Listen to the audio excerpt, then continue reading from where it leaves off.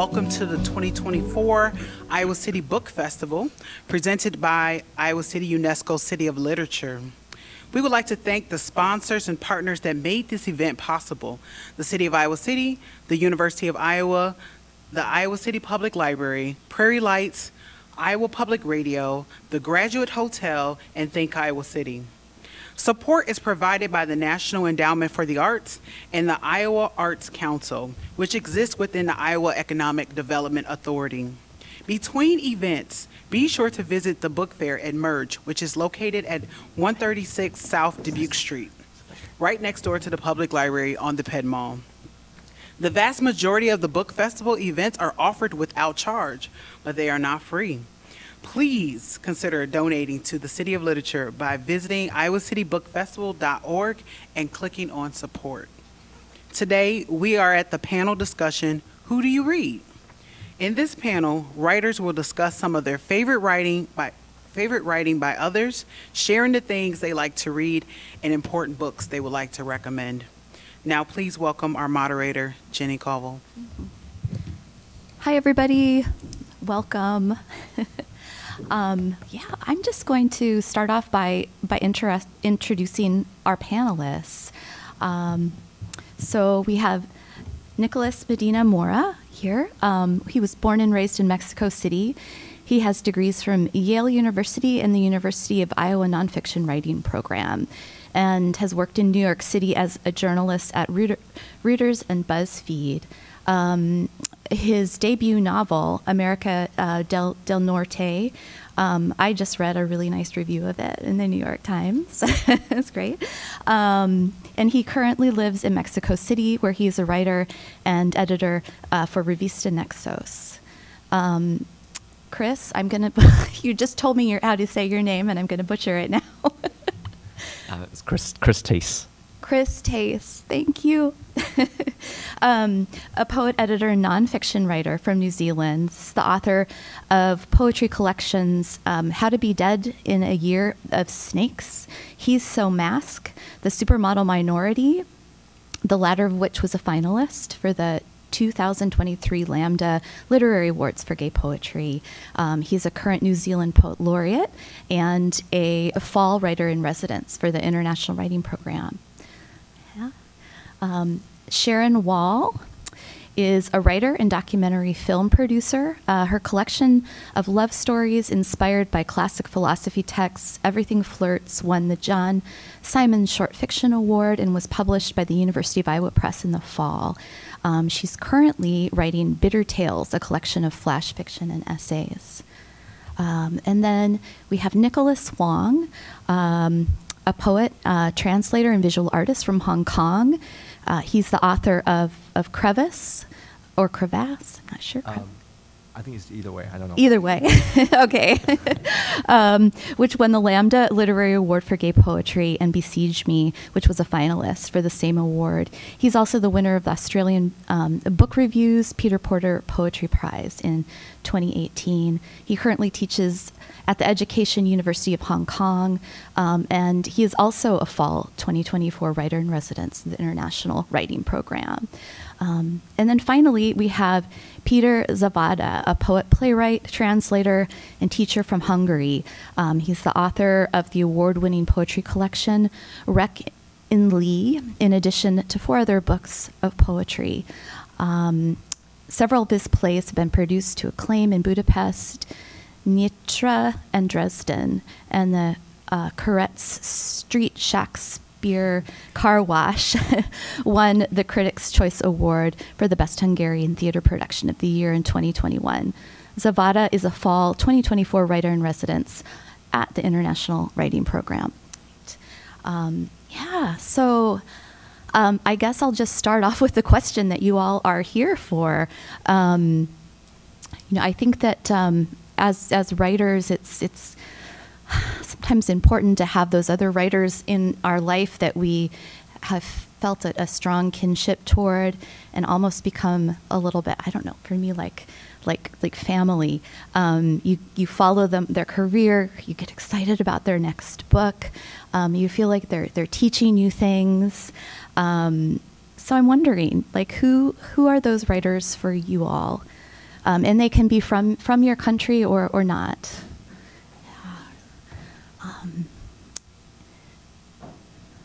Yeah, and would you like to start since you're right there? Sure. Yeah.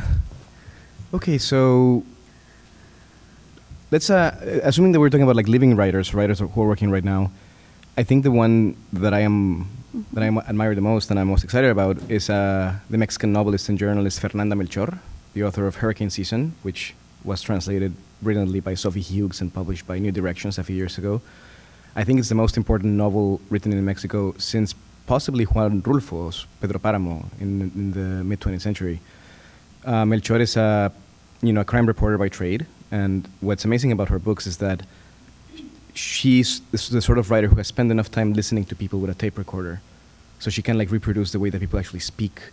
But she inserts this sort of like realistic, almost like ethnographic accounts of like language, of Mexican, different ways of speaking Mexican Spanish. She integrates it into this kind of like neo-Baroque syntax where very slangy terms coexist with very bookish and very sort of elevated diction. And I think that's incredible. And it's new. It feels new. And it feels like we're witnessing, the emergence of a writer that we're going to continue to read in 100 years. And so I read everything she publishes. And I am very much looking forward to her new books, right? Like her latest is Paradise, which is a shorter novel that is sort of like a rewriting of Truman Capote's In Cold Blood, except that it takes place in like the Mexican Gulf Coast. And so, yeah, I don't know. It's this thing where, you can't even be jealous of her, right? Because she's a genius, like an actual genius, right? It's sort of like Fernanda Melchor. Melchor. But yeah, you can't be jealous of Leonardo da Vinci, right? And you can't be jealous of Fernanda Melchor. You just bow down and say like, yes, thank you for deigning to like share your books with us mortals. So yeah, that's somebody I read everything she writes. That's wonderful. Yeah, we can just go down the line or can jump. First of all, thank you for having me, and sorry for being a little late. It's not a thing that I usually do. So if we're talking living authors who inspire us, and it is very important. Thank you. I would most definitely say Ben Lerner, who inspires me deeply, and Carson. So just to name two authors that are really, really important to me, that they actually changed the way I write today. Mm-hmm. And I don't believe in genius, so I don't want to bow down. I want to follow in their footsteps in as much as, making my own decisions as a writer and finding my own voice as a writer, but at the same time being inspired by these amazing figures of contemporary literature. So Ben Lerner just came out with a poetry collection entitled "The Light," if I'm correct. Mm-hmm. It was published in 2023, and it's a bit different from his previous work, because his previous work was really, we usually say that he's inspired by the New York School of Poets, and that he's really a student of Ashbery's, of John Ashbery's, and that's why he's using the collage-like nature of language and sentences or syntax that he just picks up, I don't know, like on the street and overhears from the TV and from radio and from other people's conversations, and mixed with highly intellectual, philosophical texts. Just as you mentioned, I mean that's it has been mentioned that everything can inspire us, and this could be like juxtaposed in one text, and that's what really, I think, what describes the sort of world that we're living in right now, that everything is on display,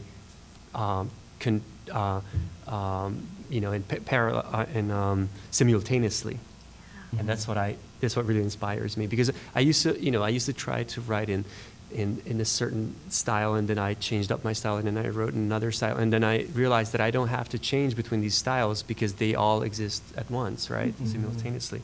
And that's what was proven to me by John Ashbery's poetry, and then also by Ben Lerner's. But what's really interesting is that Ben Lerner did take a more personal turn in his recent book, which draws on his duties as a father, you know, what can he tell his children, what he cannot tell his children, can he, yeah, so I think this is a significant turn in his poetics, in his poetry, that he did finally take up some more personal matters. Okay, so. I also am a huge Anne Carson fan. When I was first told about this panel, I actually got a different set of descriptors of it from what it currently says. It didn't say to tell people about great books that you might want to recommend. What it actually said in my, maybe I just got this myself, but what actually, can you hear me first of all? Is this on? Okay. What it said was, has a writer or a particular text been an igniting experience for you? And so that's what I decided to seize the moment to write a little thing about. I remember the exact moment I learned to read. I was 6 years old. There was a shelf of small green paperbacks that the teacher had assigned to us to read our way through, at our own pace, as she put it. I sat at my desk and turned the pages of each little green book at a pace determined by the page turning of the girl sitting next to me. The girl finished her book and walked over to the shelf to get the next one. I followed her, a respectful 2 minutes later. I picked up another small green book and flipped through the pages. And suddenly there were words. For the first time, the random marks on the page were words. To say that hearing Donald Barthelme's story at the end of The Mechanical Age read aloud on the radio had the same effect on me when I was 32 would probably be an exaggeration. But it might not be. It might be true. This was in Berkeley in 1989. The radio program was Selected Shorts. Turning on the radio and expecting jazz, I heard a beautiful, deep voice speaking sentences so strange, I stopped everything. God was standing in the basement reading the meters to see how much electricity had been used up in the month of June. Grace is electricity, science has found. It is not like electricity, it is electricity. And God was down in the basement reading the meters in his blue jumpsuit with a flashlight stuck in the back pocket. I thought to myself, if this guy wrote this story and this guy has this voice, I'm going to give up. At that point, I too was a writer, a late starter, as I am at all things, it turns out. This is because I love too many things. I wanted to be an astronomer, a pianist, a computer scientist, a mathematician, and then I started writing. But I didn't know what to write about. I read The New Yorker while sitting in doctors' offices. There were stories about people worrying that they'd never told their mother they loved her. Those were not my stories. I didn't know how to find my stories. And then I heard Roscoe Lee Brown reading Donald Barthelme. And yes, the author himself was not, in fact, reading this story. It was an actor in possession of a magnificent voice, so I wasn't, after all, required to immediately give up. But what was the story about? How did it work? There's nothing I'd call a plot, though things happen. The characters meet in a grocery store when the narrator can't figure out what brand of soap to buy. I couldn't decide, so I closed my eyes and reached out blindly, and when I opened my eyes, I found her hand in mine. God shows up. Within a few pages, the characters marry, divorce, and have a child. The child is sent off to that part of Russia where people live to be 110 years old. You can write about anything, was my reaction, though that might not be true, or at least it remains to be demonstrated. After this, I wrote my own versions of stories about anything, and my rejections became much more interesting. From an editor at Bantam Doubleday, Dell, is this a story? Is it science fiction? I'm not sure on either count. J.D. McClatchy at the Yale Review wrote, to tell you the truth, this story, I'm told, fell behind my associate editor's desk at home and stayed there for some weeks. I saved these old rejections because they were so beautiful, typed out on press letterheads, on textured papers. In those days, editors told you stories. They gave you advice, lots of advice. Wow. You felt respected as you were being rejected. Yeah. Naturally, I decided that I had to find Donald Barthelme and study with him, but by then he was dead. He died in July 1989, just a few months after I learned of his existence. A couple years later in Oregon, I met Tracy Dougherty, who had studied with Barthelme in Houston. I asked him way too many questions. Finally, he told me about a time when he had terrible writer's block and he went to Barthelme for advice. This is the story he told me. Barthelme instructed him to buy 3 bottles of wine. 1, prepare for the night of writing by drinking the first bottle of wine. 2, drink the second bottle of wine while staying up all night writing. 3, I've forgotten the instructions for the third bottle, as one would if one had followed the instructions for the first 2 bottles. That is sort of literally true, even though it's ridiculous here. It is true that my writing opened up in a mysterious way. Yeah. And my rejections did get much better after hearing that story read on the radio. That's wonderful. Yeah. I was in an interesting position in the past year and a bit because I was asked to edit Best New Zealand Poems 2023. So I read every single New Zealand poetry book published in 2023, as well as every poem written by a New Zealander published in journals and magazines. So I spent a year reading nothing but New Zealand poetry. But I found that to be a really wonderful experience because I guess as poet laureate, people expect you to have opinions about poetry and to know what's happening.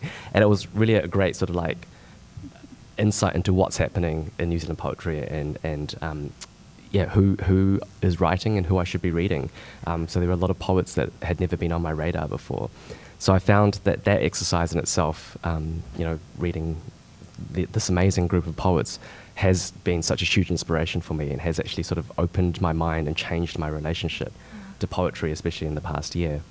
But if I were to single out 2 writers who have had a big influence on me as a writer, there's Jenny Bornholt, who is a New Zealand poet, national treasure.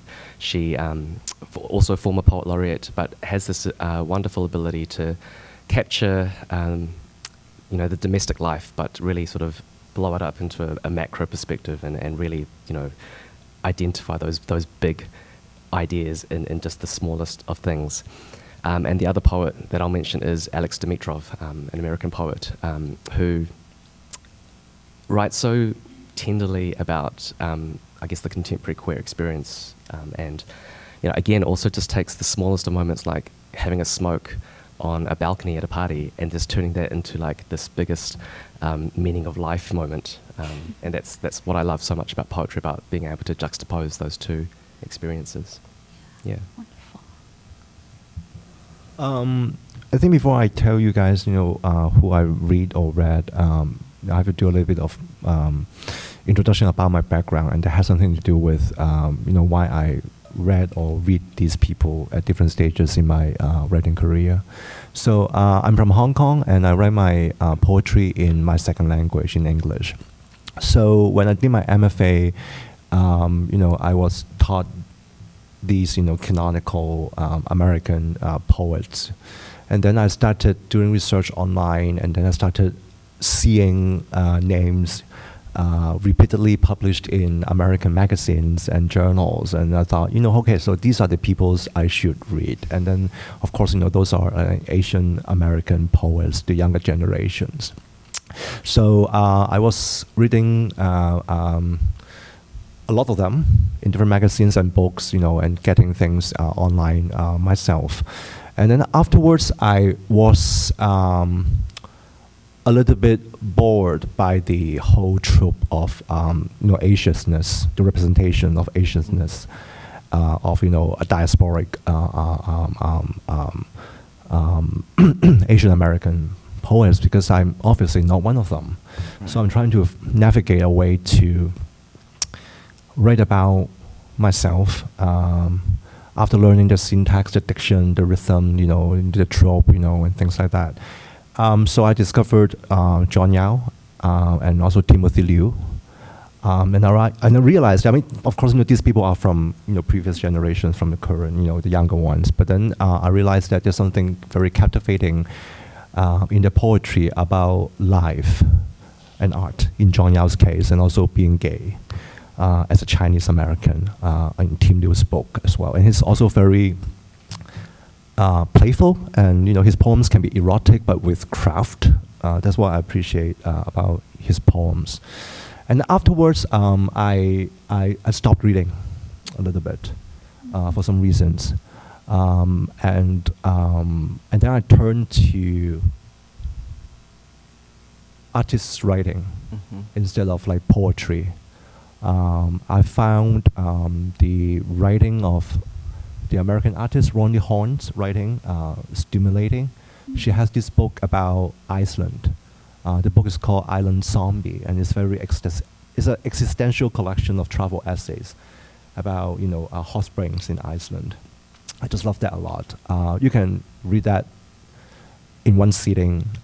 It's not really long essays. You can also take the small chapters as like prose poems or lyric essays as well. So, and recently I resumed reading after I arrived, you know, in Iowa, and then I realized that I've been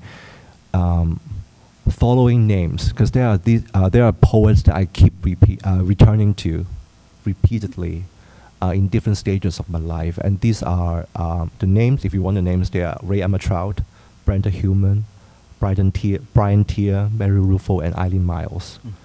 So these people have different treatments about the language. You know, they defamiliarize the language significantly in their work, and they always play with fragments as well. This is, you know, what I think is interesting to me, to to tune myself back into the you know, how the syntax and rhythm works in the Anglophone language. Yep. Wonderful. Yeah. Sorry, there were two questions floating around here. One, you know, what writers do we think are important from our cultures who you know, the rest of the world needs to know about, but also those might not be the same as writers who are super important in an intimate way for you, that teach you things. But I think we got kind of a good variety of responses there. Yeah, one thing I noticed is kind of the interdisciplinary mentions of writers working in different genres, and and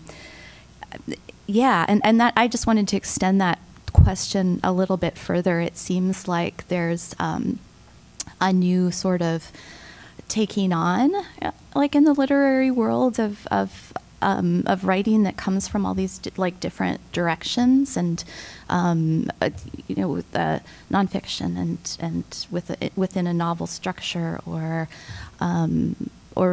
writing about art, ekphrasis, and you guys are all. I know one of you is our visual artist, and one is Eric, or no, it's one of. Nicholas. Nicholas. Oh, so sorry. And a filmmaker, and a journalist and theater person, and I saw spoken word in your bio too. But I wonder how these other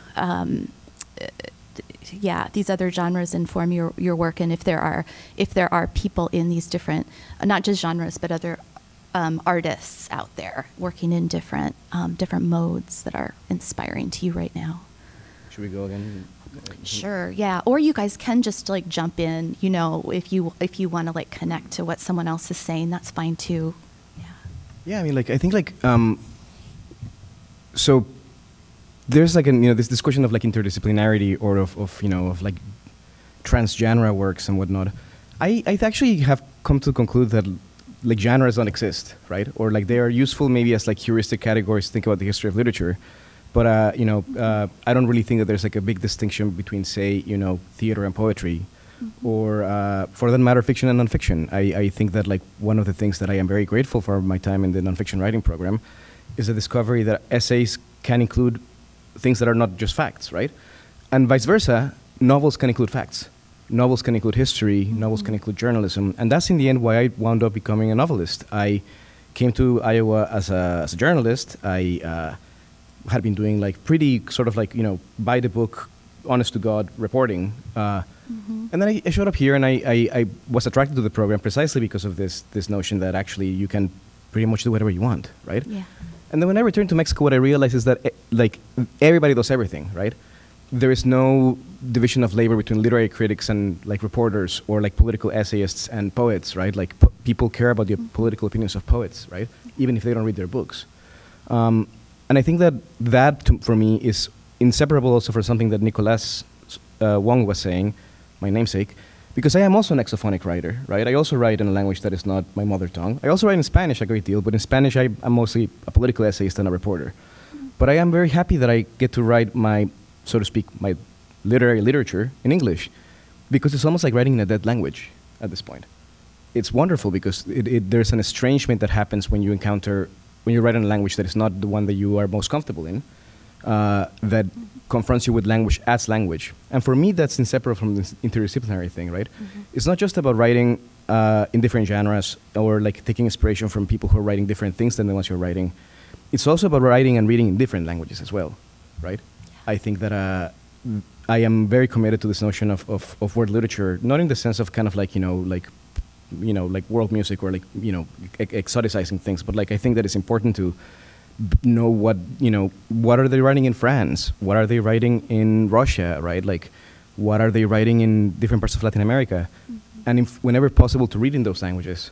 And I think that for me is a different kind of interdisciplinarity, right? But yeah, I don't know. It's like, I don't really think that we should be that concerned about like divisions of genre. I don't think that it really exists, and I actually doubt that they've ever existed, right? Like, then like Balzac, for instance, is like it's sociology besides like fiction, right? And like you could make a very good argument that like Virginia Woolf is also like a psychologist, right? It's not a question of we don't actually have to have jobs, right? Like that's what's nice about art. It's that it's not a job. It's not like journalism is a job, but in Mexico, journalists also write fiction, right? And vice versa. So I don't know. I think that I think that that's just like the way it's always been, and we can just embrace it. Yeah, I think maybe this thought that there are the divisions in the genres maybe in some way comes out of the history of MFA programs too. Oh yeah, totally. And yeah. but the thing is, but there are more things on heaven and earth that are dreamt of in American MFA programs. Yeah, that's nice, absolutely. Right? And it's like I think like maybe my colleagues from other parts of the world will agree with me that it's just like American literature is wonderful. I love it. I read it all the time. I like review it. I embrace it. I am very happy to have had my literary education here. But also, this is just one way of doing things, and there's other ways of doing things, and that's okay. Like you can get a PhD, an MFA in playwriting, and then decide that you want to become an investigative reporter, and they will probably inform one another. I don't know. It's funny that you say this, and both you and Nicolas writing not in your mother tongue, right? So it's I've always been concerned by the fact that no matter how long I've spoken this language, English, I will never be able to express myself as fluently and as eloquently as someone who was born and raised in either the United States or any English-speaking countries, and especially in terms of poetry, right? Because it's like so subtle, and every not only the words count, but also syllables and stress and rhythm, and so So I'm always preoccupied with the fact that I'm just not, eloquent enough to write in English. I've tried, and since I've been here, I've written 2 poems in English, and they seem to work because I've read them out loud, and people received it pretty well. But it is not the same. I mean, I can dedicate my time to learning how to write in English, but it's just, it's, for me, it's like a completely different task. And so this is one thing. And the other thing, which I like 100% agree with, is genres not existing. So there are no genres. One of my favorite fiction writers, Sebald, Exactly. I mean, I think he's a poet. I mean, he was a poet too, because he has poetry books, but it is, to me, pure poetry what he does. Very detailed description of the landscape, of the environment, of the surroundings, of the environment. Very objective, sometimes, which I love. I love objective poems, And so that's one,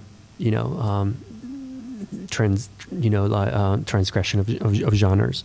Another thing is like 20th century French philosophy, for example. If you read 20th century French philosophy, if you think of, I don't know, Derrida, or you think of Jean-Luc Nancy, or if you think of, Sisu. yeah, exactly, or Merleau-Ponty, or who, so, or those texts, being a teacher at one of Budapest's biggest universities, at the aesthetics department, I read and write some of these academic texts, and they inspire me a lot. So really, to be honest, I feel the most inspired when I read those texts, because these are smart people, and they use metaphors as well, right? So for example, Derrida's hedgehog metaphor, it just really kind of hatched in my mind, and it did become a poem later on, and so did other metaphors from other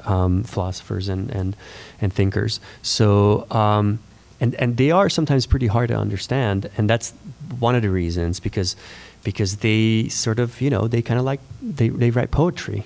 So it's like it's so different from, like, for example, like 20th century German philosophy, which is like very on point, very direct, very and okay, not Heidegger, but but like but the beginning of the. But Habermas is it's like technical writing. Yes, and also like Husserl, where the whole thing comes from, where phenomenology originates from. It's very on. I mean, he was a mathematician, right? So, Right. so yeah, I mean, Heidegger is different, but yeah, I'm highly inspired by these authors and the way they use metaphor, and the way they recreate language, right? Because one of the tasks Heidegger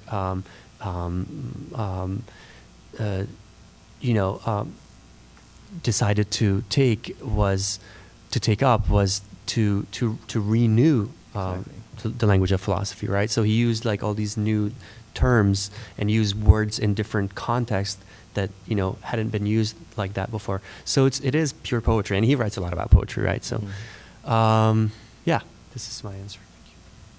It's really interesting what's been said so far. I really liked a lot what Nicholas was saying about the genre being just like taken down. I feel that very, very strongly on so many levels.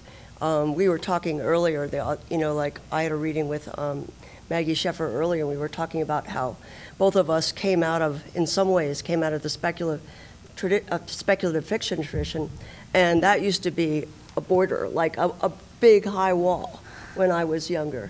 And that, now it's like George Saunders is considered pretty mainstream, and who knows what he writes, but I definitely would call a lot of it, if you had to give it a name, I'd put it in that category, but many other people. And so we are so glad to see those borders disappearing. What's interesting to me and more subtle is the way that the border between fiction and nonfiction has been disappearing. In some of the ways he said, because a lot of the writing that I've really enjoyed, I mean, one example might be Kate Sambrino's novel Drifts, which I really liked, and I found it hypnotically readable. I mean, it's just, she's going about her day, but you follow her and you just kind of like enter into it. But one of the reasons why is because she includes you in so much of her thinking. So if she's reading something, if she's reading a philosopher, if she's seeing a movie, if she's really thinking about anything deeply, she takes you with her in her thoughts. So she's not writing criticism exactly, but you get her critical thoughts and her emotional experience of the works of art that she's encountering. And that's one of the things I really, really enjoyed about that book and others like it. In my own writing, the book I'm writing now combines fiction and nonfiction in a way that I actually lose track of which pieces are fiction and which pieces are nonfiction. It's not that I don't know which things actually happen, but when I write them, I used to always be very aware of writing a short story or writing a poem. That has disappeared. And that's really interesting to me. Another thing that was interesting just on a personal level is that both Maggie and I had the experience, we were the Iowa Short Fiction Award winners this year, and both of us felt absolutely no compunction about including a very significant nonfiction piece in the middle of our work of short fiction. And I think both of us wondered, well, what's going to happen when they find out, or something like that. Nothing's happened yet, but I guess I've given it all away, so yeah, we'll see. Yeah, the question of genre and form, so I think back to when I started studying literature at university and how everything, was put into those buckets, like this is nonfiction, this is poetry, this is fiction, and we were taught to, I guess, identify the techniques or the characteristics of those forms so that we could be good readers. And I think as a Chinese New Zealand writer and as a queer writer, I was, without knowing it, wanting something that didn't adhere to those rules. So I was constantly looking for things that blurred the boundaries or tested the limits of those forms in ways that, I guess, allowed me to read about experiences that don't fit the norm or allowed me to express my experiences in a new way. And we were just talking, I was just talking to some friends last night about Maggie Nelson and, introducing her to one of the writers on the IWP and explaining, this is what's so great about Bluets or the Argonauts. Like it's not quite poetry, it's not quite essays, it's, there's a little bit of art writing, there's philosophy in it, and it's this amalgamation that makes it so exciting to read, not just, the text and the content itself, but as an experience as well, because you never quite know what part of the brain you need to sort of switch on to be able to fully engage with the text. And I as you were sort of asking your question, it sort of actually made me realize when I started out writing poetry, I wasn't actually inspired by other poets or other poetry. As a teenager, I was reaching to pop music and to film as a way of trying to find my language as a poet or as a writer, and drawing from film techniques and comic books and things like that, because that's what I was interested in. That's what I wanted to take and turn into poetry. And I found myself almost reverting back to that state recently, because I want to write about joy. And when I think about, well, what is it that makes me happy? It's pop music, it's film. So my sort of canonical inspirational texts at the moment are classic pop albums. So I want to write about Britney Spears and Kylie Minogue and Madonna, because they are the formative texts for me. I love that as writers we can just ignore those boundaries of what is and isn't writing or literature, and actually use that to our advantage. In some genres, I think my concerns are more about art forms, including writing as one of the art forms. So the reason why I mentioned that I sort of steer towards writing by artists is that I'm curious about why they have to write when they are already known by the world as a painter or an artist or musician already. Maybe they're also opening themselves to different art forms, but when that happens, would the painting come first or the writing come first? if the writing is secondary to the artwork, what kind of role does the writing play? What kind of thoughts that can be found in the writing but not in the art, or vice versa?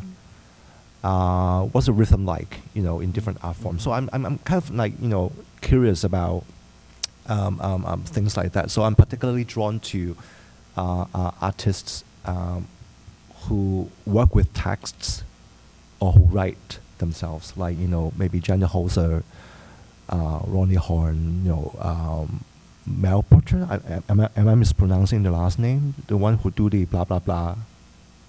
No. Anyway, who else? Cy Twombly. Lichtenstein? Yeah, there's a lot of people, who work with text in their own work as well. So I'm very drawn to the kind of cross-disciplinary, and think about what sort of role their writing plays, right? Because they are famous for their sculpture and painting. They can be like billionaires already. Then why do they have to write? Yeah. Yeah. Interesting. Sorry, and just to add, Sure. And don't you think of writing sometimes as sculpture? I mean, it is kind of like, because if you think about a poem and you don't necessarily want to convey meaning, right? Like a message or whatever. You want to kind of form the text, and to me, sometimes poems appear in 3 dimensions somehow. Like you see poems as raw material that you try to form, and so again, something that is interdisciplinary and genre, and that I really do think of writing sometimes as sculpting, as something, because it's you never know what it's going to look like at the end. So you can start to chip off these little things, and then you receive the final form, which might be something you would have never expected. Yeah, but to make a sculpture as a poet is very different from make a poem as a sculptor. Right. Yeah. So interestingly, when you said sculpture, I suddenly think of one name. This sculptor called Hans Arp, A-R-P. Yes, Arp, yeah. And his poems are all surrealistic. Yeah. It was wonderful, and that simply becomes a kind of complementary materials to the sculpture done by him, which is very curvy, very fluid, surreal at the same time. Yeah, I think I understand about this. What are the different qualities within visual art that have a hard time translating to writing, It's or abstraction, right? So yeah. you have the abstraction in the work of art, Mhm. and in language, language is so much more direct. Like at referential. times. It's referential, exactly. Yeah. And I think you can reach that point using language where you're not referential anymore, when you're auto-referential or a-referential, Yeah. Gertrude Stein, maybe, who wanted to. Exactly, Yeah. tender buttons. Yeah. This is what I was thinking of. Yeah. Well, I had one more question for you guys. I think we have enough time. It can be kind of it's sort of a quicker question, but it's for us here in the States, who don't often, or maybe I'm probably speaking for myself. Like I find out about international writers. I think Granta sometimes has some stuff. I know N+1 sometimes, but what are the like venues or publishers, or where should we be looking for like really like exciting international writers? Well, so N+1 certainly, but Yeah. I'm gonna this is like a pet peeve of mine, and like I don't mean this in a hostile way at all, but like I think what needs to happen is that Americans need to learn other languages. It's like the only country in the world where everybody's monolingual. Everywhere else in the world, people speak more than one language and read in other languages, right? Like my friend Haider, for instance, who is from Pakistan, speaks Punjabi, Hindi, Urdu, English, French, right? And he's a genius, right? But like he tells me that in Lahore, like everybody speaks like 3 or 4, right? In Mexico, like you have people, it used to be the case, and it's becoming again the case, that like you had to like work, even if you were not indigenous, you had to know at least one indigenous language, otherwise you were not serious, right? And I think that yeah, N+1 is a great place to find like a lot of Russian writing, a lot of Latin American writing. I think also there's a number of presses like Deep Vellum or like New Direction certainly. But it's just it's like sometimes like one has to like go out and look for things as opposed to have like things come to one. And I really think that like that begins with like making the commitment to like learning a language, right? Because English is a wonderful language. I love it. I love it so much. I love it so much that I have continued to write it even though I no longer live here, right? I read in it all the time. But whenever I learn, I remember the statistic that only 3% of the books published in the United States are translated literature. That's, a tragedy. But what's even more a tragedy is that like very few people in the United States like read actively in other languages, right? And I think like, we have here like, 3 people who's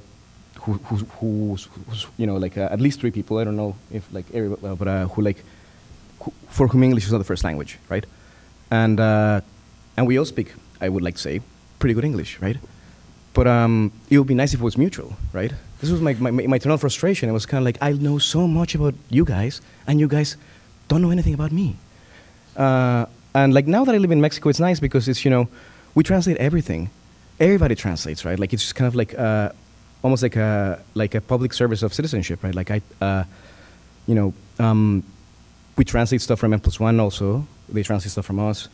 My colleague at the magazine where I work, for instance, like has translated a bunch of José Emilio Pacheco into French, and then somebody else in Mexico City translated into Arabic one of the novels. And when I was here as a student, I met a wonderful Algerian writer, Salah Badis, who works in Arabic, and he had read the Arabic translation of this novel, and he said it was incredible because I had never thought that I would like be able to like feel so identified with the experiences of a Mexico City boy in the 1950s, and yet it moved me to tears.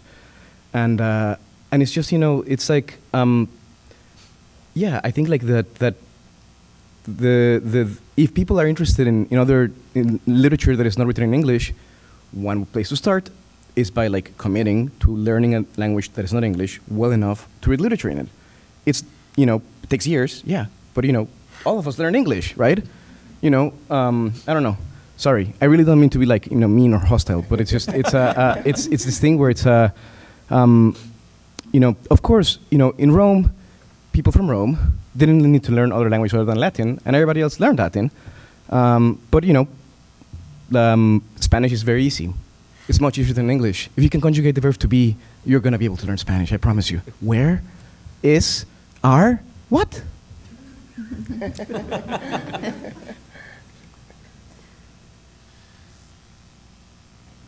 I'm having a hard time finding these venues and magazines and websites, actually. I mean, there are some, of course, but which I won't try to list now because, but it is not easy. As a Hungarian poet, being, part of the IWP crowd right now, it's basically no one speaks my language. And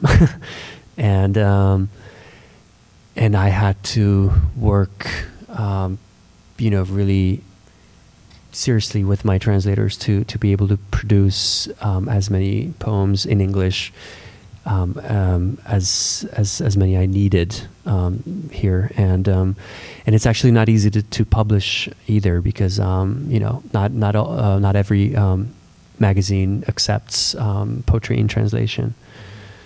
So again, the authorship counts, of course, but what's the difference between a good poem written in English and translated into English? I mean, authorship, obviously, but apart from that, there's not much difference. It's a good poem in English.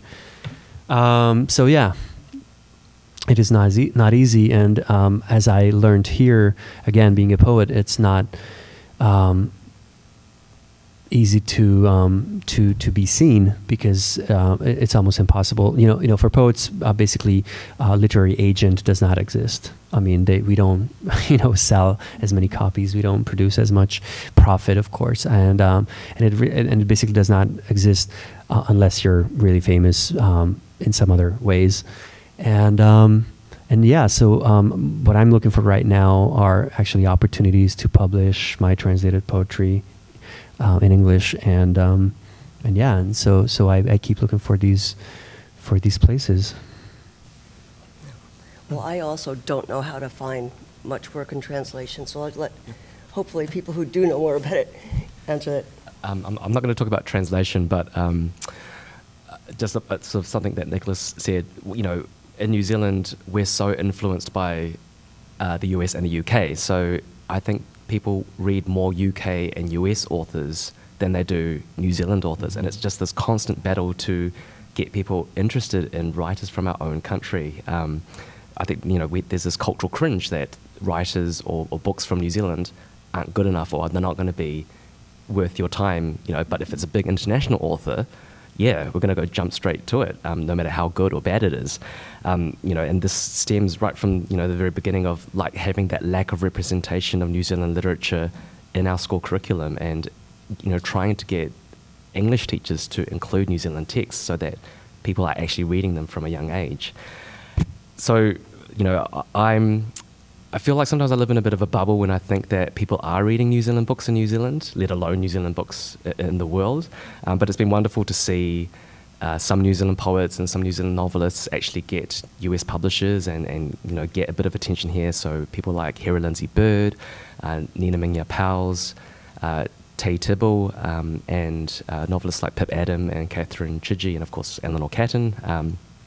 So it's baby steps, but if anyone is interested in New Zealand literature, I've got recommendations out the wazoo. But you know, we've got websites like Kete Books, which is Kete Books, which is a website dedicated to New Zealand reviews and criticism to try and encourage New Zealanders to read our own authors. And, you know, the other benefit is that because it's online, international audiences can stumble across it. And yeah, if you visit that website in particular, there's a lot of curated reading lists of New Zealand authors, and that would be a one-stop shop to sort of find, you know, books that might interest you. There are websites and magazines, you know, you can look up. So I'm thinking about websites, by which I mean like online literary journal. You know, you have Asymptote, right? Yeah, that's great. Yeah. Good stuff. They publish everyone. I mean, not everyone, but I mean, like, you know, every language, almost every language and every culture, they have a very rich archive as well. Words Without Borders, this is the second one. Then what's the other one? Daryl, do you know the journal of Two Line Press? Two Lines, yeah. They have an online journal. Yeah. It's called it's. I know what you're talking about. What's it called? For the Center for the Art of Translation. Yeah. Yeah, it's Two Lines, no? Yeah. That's yeah. But the Two Lines is the name of the press, but they do also have a journal. Right. Yeah, I can't remember what it's called. But I know what you're talking about. So just Google, you know, Two Line Press. They put out very beautiful translations, fiction poems as well. You know, they're very cute, you know, book size as well. Wonderful, beautiful books. Circumference as well, of course, you know, the journal about translation. Circumference. They have print issues, and some of the contents are available for free online, so you can take a look at those contents. I mean, but because I think it's lucky to be in the States at some point, because, you know, it's they do free shipping domestically. You know, imagine me being back in Hong Kong and want to read something by an Armenian author, for example. Yeah, exactly. So, you know, the shipping would be huge, like, you know, $40, while the issue will only takes like $12. So that's, but, you know, I'm sort of like over that already. Like, you know, I paid my money, just give me the stuff. Yeah. So, yeah. So, you know, these are very good literary quality outlets, platforms. You can, you know, take a look. You know, these are amazing people doing amazing work. Yeah. Oh, wonderful. Yeah, very, very, very helpful, and such a fun discussion. So thank you all. Maybe we can have a round of applause for our panelists. There's like that joke that like you can tell whether someone who's a communist is a Stalinist or not, because if they are Stalinists, they will clap for themselves. And if they're a Trotskyite, they would just, it's the other way around. If they're a Trotskyite, they will clap because it's, everybody, but if it's a Stalinist, we're kind of like, yes. So you can decide which one we are.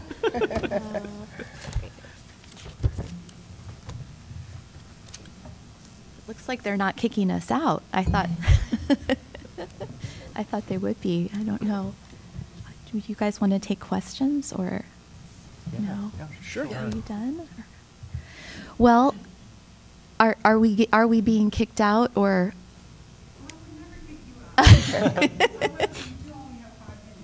Oh, okay. Well, maybe, I mean, if somebody has a burning question, yeah.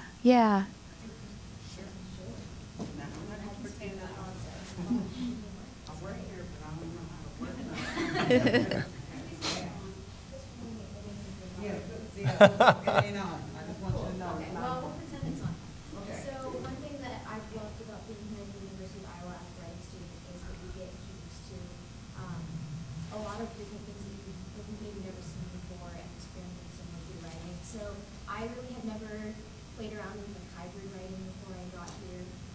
Didn't really know that that was a thing that was publishable, I guess, until I work at the University of Iowa Press actually. We publish some of hybrid writing things that are so beautiful. And so I've been experimenting with that. But as writers, are any of you experimenting with anything right now that you're finding particularly inspiring or interesting?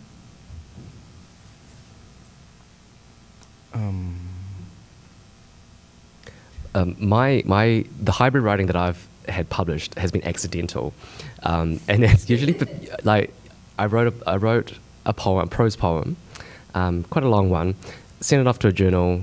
I was like, here's a poetry submission, and they came back and said, oh yeah, we'll publish this, but this is an essay, so we're going to publish it as an essay. So they just moved it into a different section of the journal. It's like, oh well, I guess I can add essayist to my bio now.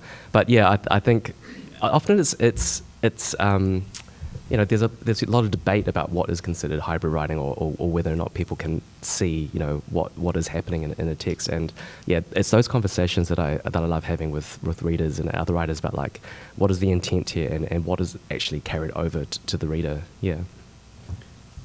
Oh, go ahead. Well, so I'm writing my second novel now, and one thing that I'm trying to do is to see if it's possible to kind of have like a third dimension of like a narrative arc, where one of the things that changes is not just the characters or like the tension of the events, but like the mode, so to speak, or the tone. And so like the novel that I'm trying to write begins, and you start reading it, and it sounds like autofiction, and then it kind of gets weirder and weirder and weirder and weirder until it's completely deranged, right? And it ends in farce. And so I think like that's the kind of hybridity that I'm interested in right now. One where like it's not just that like a single part of the text includes elements from different kinds of writing, but like the mode of the text changes, and that's part of kind of like the progression of the narrative, right? This is something that I think like my namesake Nicolas, I have also like taken from film, right? I think like Godard, for instance, has movies that like begin in one way and end in something entirely different, and I think that. That's something that I think is really cool, But you're at the right place, Like the University of Iowa is a wonderful place to study writing, among other reasons, because like it's one of like the more internationalist corners of the American literary world, because they invite folks from the IWP. So, like, I think that go to all of their events. They know what's up. I think. Yes, I think I constantly experiment with hybrid writing. Because I work for theater and I'm a poet and I write academic papers, and they all inspire me, and I realize that they all basically form the texture of my writing. So sometimes I can't really even tell the difference. I constantly experiment with essay poems, for example. So that's like one thing I always do. It's a little bit different from like my regular poems because it's more in tone. It's closer to academic papers, but what I do sometimes is like I pick one of these, I don't know, like classical metaphors of philosophy, and then I kind of like derail, or so. I would say ditto. My writing constantly takes texts.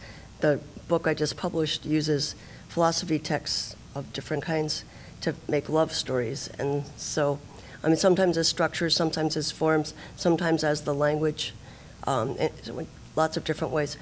One of the most fun pieces I did in the last 2 years was about my mother, and I had two flash pieces that went together, and one was a nonfiction thing about her, one was a fiction thing about her, interlaced but not about exactly the same thing. But I was able to publish them together. This is the point. They didn't worry about whether, because I was like, well, is this fiction, is it nonfiction, how do I publish it? And they didn't even label it, so it didn't matter. I just put them both, part one, part two, one is fiction, one's nonfiction, and it was just published that way and no questions asked. So it's getting better. And yeah, it's a great thing to play with. I'm currently working on a project that involves co-writing and co-translating. Because I write in English, but then I have a Taiwanese friend translating my work into Chinese with me. And then I also translate his poem from Chinese into English. So we have this like dual working relationship. Now the project I'm working on is commissioned by a museum on two artists who masquerade themselves and take portraits of themselves. One of them is an American woman, the other is a Japanese artist. So the idea I have is to respond to the theme of masquerade through language, blurring the originality of a language. So the idea is to hopefully, when we finish writing, we'll have an English version, and then we'll have a Chinese version, and no one can tell which is the original language or the translated language. And the process is like, I start writing my poem in English and throw it to my friend. He will translate it into Chinese and keeps writing in Chinese and throw it back to me. And I will translate a new part back into English, back and forth like that. That is incredibly cool. Yeah, I think so as well. I mean, conceptually, it sounds cool. But I realize that, different people have different style in poetics, and you can really tell. And I'm not a very good translator, so, I can't hide all the traces of translation. I'm still working on that, but it's, coming to a close. That's what I've been working, in the graduate hotel. I'm glad that I have something to work on, to be honest. So I think, this is a kind of a hybrid in a way of making, rather than like how the text is arranged. Of course, that works as well. But I'm just, okay, yeah, let's do something fun, cross-cultural, and process-oriented, right? Like hybridity as process as opposed to like as genre, right? Like it becomes hybrid precisely because of the way that it's made. Right. Or assembled, as opposed to like, I'm gonna write an essay that is kind of poetic. It's not like I'm gonna figure out a different way of writing, like actually use like the mechanics of it. I don't know. I think that's super cool. I can't wait. And it's process oriented because nobody reads it anyways, Exactly. No, but it's true. I mean, people are really scared of hybrid texts when they look at them and they don't know where to categorize them, and I think it's, extremely fun to do stuff like that. Sometimes it's just, sometimes it's just like pretty tricky to get, people read it, but yeah. But you know what's even more tricky is that if the hybrid text is read aloud as a performance in a gallery, then people go. Yeah, Yeah. Right? Right. So, how funny is that? You can also just kind of like wear disguises, right? Like, I like, you can just like this. My first book, I disguised it as a novel, right? But it's actually like a weird history of Mexico, and it's just you can just pretend that it's more accessible than it is, and then But the other thing that I would say is just Ezra Pound, Detestable Fellow, but he did have I think like a really nice thing, which is kind of like a poet needs 30 readers, and I think it's right, and so yeah, nobody will read it. But like 3 people, it's like the Velvet Underground, right? 5 people bought the record, but all of them started bands. Yeah. And much better to be the Velvet Underground than the Beatles. Yeah, and what's even funnier is if you disguise your text as fiction, you can sell it. Yeah, exactly. So it's like just like write a poetry book and say it's fiction. Yeah, like throw in like the bare bones plot, and then kind of like it's a work of autofiction. Like you can just publish it. And it's kind of like haha, and then you sneak in sort of like a bunch of stuff about Baroque astrology in 17th century Mexico, and then people are like, what? I think this sounds inspiring. I think we need like a cabaret with all this stuff. Yeah. Well, thank you guys again so much.